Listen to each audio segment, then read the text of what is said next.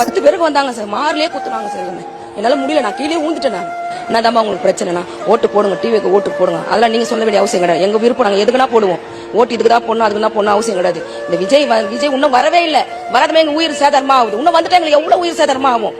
Towel போட்டு வராங்க sir. TV கேக்கு வந்தவனையும் நீங்க விஜய் கட்சிக்கு தான் ஓட்டு போடணும்னு சொன்னாங்க. பத்தல நடிப்பு, பத்தல கண்ணுல பயம் தெரியுது. நீங்களா யாருடா?